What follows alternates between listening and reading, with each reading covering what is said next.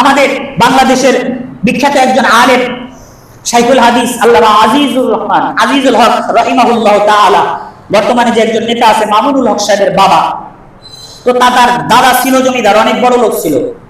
যখন দারুল উলুম দেওবন্দে এই মামুনুল হক সাহেবের বাবা আল্লামা আজিজুল হক রাহিমাহুল্লাহ পড়তেন, পড়াশোনা করতেন, ওই সময় অনেক আগে, ওই সময় আমাদের দেশ থেকে যারা বিলাতে পড়াশোনা করতে যাইতো, মানে লন্ডনে যারা পড়াশোনা করতে যাইতো আইন পাস করার জন্য, আইন স্টাডিজের জন্য, ওই লন্ডনে যখন যারা যাইতো তখন তাদের হাই লেভেলে প্রতি মাসে খরচ হইতো সর্বোচ্চ 5 টাকা অথবা 6 টাকা। ওই সময় যারা লন্ডনে পড়াশোনা করতে যাইতো, যদি হাইফাই ভাবে চলতো, যদি খুব বেশি খরচ করতো, তাইলে বিচারা যদি কোটিপতির পোলা হইতো, তাইলে 5 টাকাতে তার মাস চলে যাইত। এই 5 টাকায় তার মাস খুব কঠিন ভাবে চলে যাইত।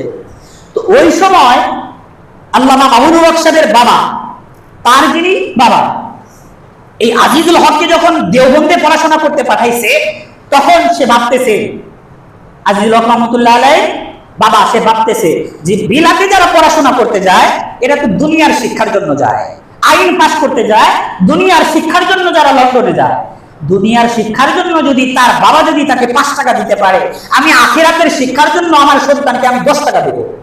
ওই সময় তিনি বাংলাদেশ থেকে দারুল উলুম দেওবন্দে সারান করে ইন্ডিয়ায় 10 টাকা পাঠাইতো। ওই সময় কেমনি পাঠাইতো টাকা? ওই যে চিঠি পত্র যে আদান প্রদান করতো না, ওর মাধ্যমে টাকা পয়সা পাঠাইতো, ডাক বিভাগে পাঠাইতো। যখন এই আল্লামা আজিজুল হকের বাবা 10 টাকা ডাকযোগে পাঠাইতো ইন্ডিয়া, তখন ইন্ডিয়ার প্রশাসন গুলো ভাবতে যেত কি এত টাকা পাঠাই এরা। আল্লামা আজিজুল হক রহমতুল্লাহ আলাইহির জন্য তার বাবা 10 টাকা পাঠাইতো কেন?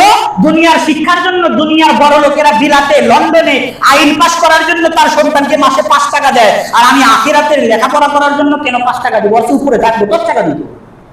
কিন্তু আজকাল আমাদের পরিস্থিতি কেমন? সম্পূর্ণ ভিন্ন। ইংরেজি টিচার রাখছে, অঙ্কের টিচার রাখছে, গণিতের টিচার রাখছে, কি বলে বাংলা টিচার রাখছে, বিচারারে 5,000 10,000 না দিলে কাম হয় না।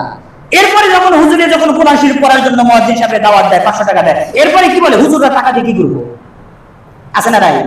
এইরকম যদি মন মানসিকতা থাকে, আপনি দ্বীনের জন্য আখিরাতের জন্য যদি আপনি কিপটামি করেন, এত সস্তা না জান্নাত। আপনি দুনিয়ার সব ক্ষেত্রে আপনার সবকিছু খরচ করার ক্ষেত্রে আপনার কার্পণ্য নাই, আখিরাতের ক্ষেত্রে আপনি একটু কোরআন শরীফ শিখবেন। আমি আপনাদের কথাই বলি, আপনারা ভাবতেছেন আমরা তো বেঁচে গেছি না।